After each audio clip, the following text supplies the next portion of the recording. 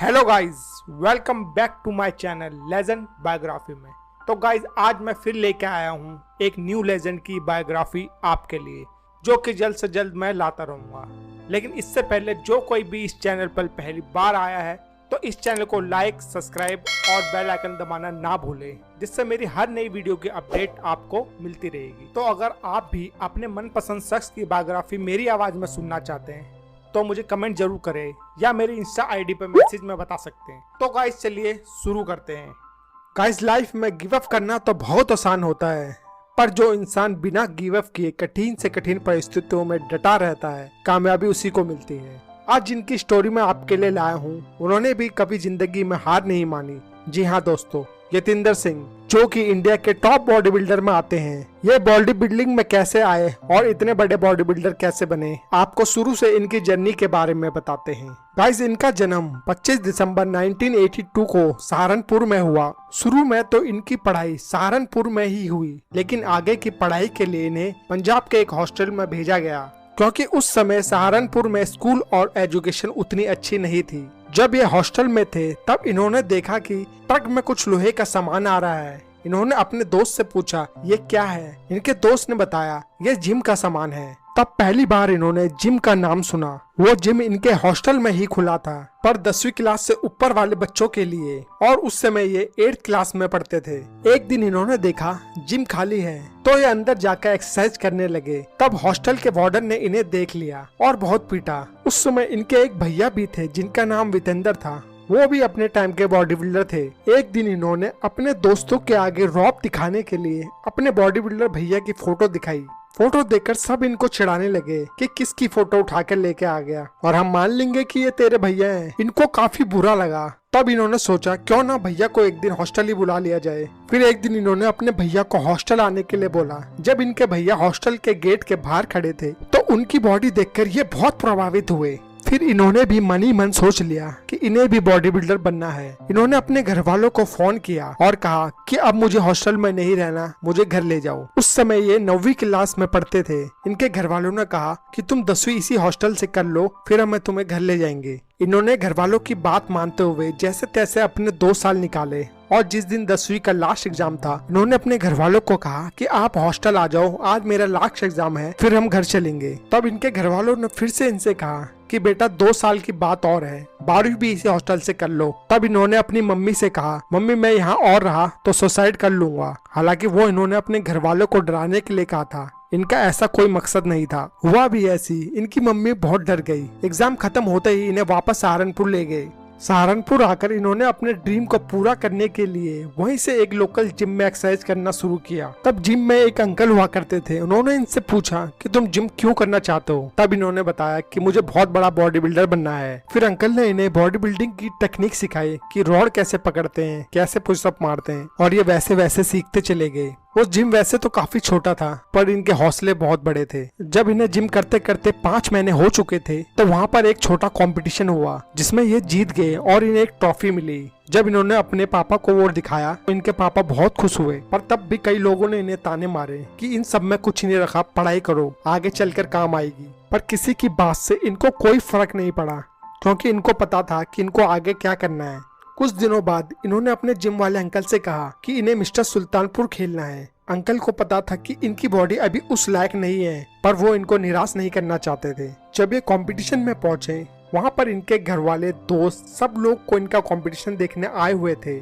जब ये स्टेज पे चढ़े, इनके गले में एक लॉकेट था। पहले तो जज ने उसे उतारने के लिए कहा, फिर उन्होंने कंपटीशन खेला, पर ये वहाँ पर जीत नहीं पाए, और जज ने भी इन्हें एक सलाह दी कि पहले अपनी बॉडी इस मंच के लायक बनाओ, फिर कंपटीशन लड़ने आओ। इनको बहुत बुरा लगा। ये रोते रोते मंच से उतरे, और जब एक घर पहुंचे, घर आकर इन्होंने अपने आप को एक कमरे में बंद कर लिया। 4 घंटे तक इन्होंने किसी से बात नहीं की। तब इनके दादाजी ने आकर इनसे बात करी। तब इन्होंने अपने दादाजी से कहा कि वितेंद्र भैया, जो कि बॉडी बिल्डर थे, उनको बोलने को कहा कि वो इनको ट्रेनिंग दे। इनके दादाजी के कहने पर वितेंद्र भैया इनके घर आए। घर आकर इनको बॉडी बिल्डिंग की पूरी नॉलेज दी कि आखिर बॉडी बिल्डिंग कैसे की जाती है, क्या डाइट होता है, क्या एक्सरसाइज होती है, क्या न्यूट्रिशन होते हैं, और बाकी सब भी जानकारी दी। और उसके बाद इनसे पूछा कि आप बॉडी बिल्डिंग में कहाँ तक जाना चाहते हो। तब इन्होंने अपने भैया को कहा, या तो मैं जीऊंगा या मैं बॉडी बिल्डर बनूंगा। इनकी बात से भैया ये तो समझ गए कि इनके अंदर बॉडी बिल्डिंग का बहुत जुनून है।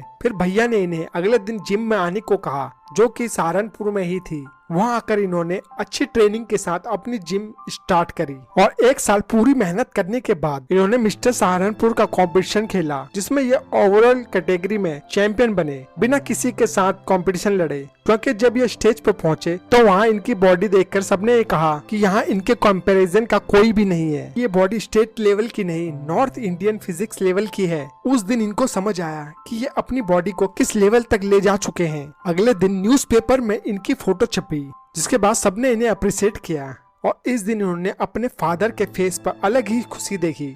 उसके बाद तो ये और मेहनत करते हुए मिस्टर यूपी बने। आगे चलकर 2004 में इनका नेशनल बॉडी बिल्डिंग में सिलेक्शन हो गया, जो कि IBBF के थ्रू किया जाता है और 21 साल की उम्र में ही अपनी कैटेगरी में गोल्ड जीतकर ये मिस्टर इंडिया बन जाते हैं। धीरे धीरे समय आगे बढ़ा। 2007 में ये मिस्टर एशिया की तैयारी कर रहे थे। सहारनपुर के जिम में इनके साथ एक हादसा हो जाता है। ये हैवी वेट के साथ एक्सरसाइज कर रहे थे, तभी अचानक इनका बैलेंस बिगड़ जाता है और इनके ऊपर पूरी रॉड गिर जाती है, जिससे ये बेहोश हो जाते हैं। अगले दिन जब हॉस्पिटल में इनकी आंख खुलती है तब इनको ज्यादा दर्द तो महसूस नहीं हो रहा था, पर इनका एक लेग काम नहीं कर रहा था। फिर वहां से इन्हें एम्बुलेंस में गाजियाबाद के योशिदा हॉस्पिटल लाया जाता है। वहां आकर पता चलता है इनकी लोअर बैक की डिस्क टूट चुकी है। डॉक्टर कहते हैं कि सर्जरी करनी पड़ेगी। फिर इनकी सर्जरी होती है। सर्जरी के बाद ये अपने हाथ से खुद कोई काम नहीं कर पाते थे। 18 महीने तक ये एक ही कमरे में ही रहे। उस टाइम ये बस यही सोचा करते थे कि बॉडी बिल्डिंग के जिस लेवल तक ये आ चुके हैं और इनके साथ इतनी बड़ी दुर्घटना हुई, जिसके बाद भी ये बच गए, तो भगवान ने कुछ अच्छा ही सोचा होगा। अब थोड़ा थोड़ा इनकी हेल्थ में भी सुधार आने लगा। ये खुद से चलने फिरने लगे। उस दौरान कई लोगों ने इन्हें डिमोटिवेट भी किया कि हमने तो पहले ही कहा था कि जिम में कुछ नहीं रखा, मत करो इतनी हैवी एक्सरसाइज। वो बातें इनके घर वालों को भी सुननी पड़ती थी, जिससे ये भी कई बार डिप्रेशन में चले जाते थे। फिर एक दिन इनके घर पे इनके दोस्त मिलने आए हुए थे। उस दिन इनके एक भैया भी आए हुए थे।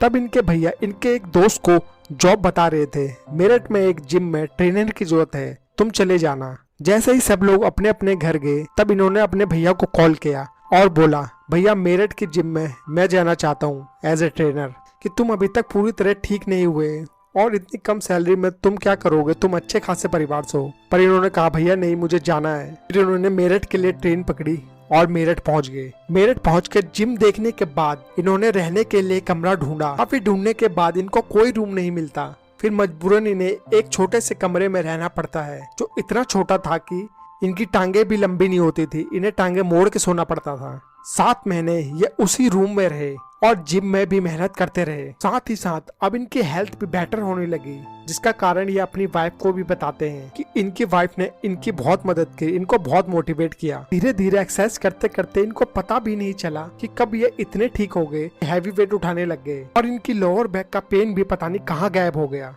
इनकी माने तो ये अगर आज भी किसी डॉक्टर को अपनी रिपोर्ट दिखाए तो वो यही कहेंगे कि ये कभी एक्सरसाइज नहीं कर सकते, क्योंकि पहले वाले डॉक्टरों ने भी इन्हें साफ मना किया था कि आप एक्सरसाइज मत करना। पर अपनी मेहनत और भगवान के आशीर्वाद से आगे चलकर इन्होंने इतने सारे बॉडी बिल्डिंग के अवार्ड जीते। जैसे 2015 में थाईलैंड में वर्ल्ड चैंपियनशिप में इन्होंने सिल्वर मेडल जीता और जब 2019 में कोविड का टाइम आया तब इन्होंने एक अपना यूट्यूब चैनल बनाया, जिसमें ये वर्कआउट की टिप्स देते थे, क्योंकि उस समय किसी को भी बाहर जाना अलाउड नहीं था, सब लोग घर में कैद थे। जैसे जैसे लॉकडाउन खत्म हुआ तब तक इनका यूट्यूब चैनल भी काफी अच्छा चलने लगा। ये यूट्यूब पर लगातार बने रहे। तब कई लोगों ने इनका मजाक भी बनाया कि यतिंदर अब यूट्यूबर बन गया है, एक्सरसाइज उसके बस की बात नहीं है। ये सबकी बात सुनकर खामोश रहे, इन्होंने कोई रिएक्ट नहीं किया। इन्होंने सबको जवाब अपनी मेहनत से दिया। इनका कहना था, मेरी जंग मुझी से है, किसी और से नहीं है, खुद पे विश्वास तो तुझे कोई रोक नहीं सकता। इस मोटिवेशन के साथ 2022 में ये एशिया चैंपियन बने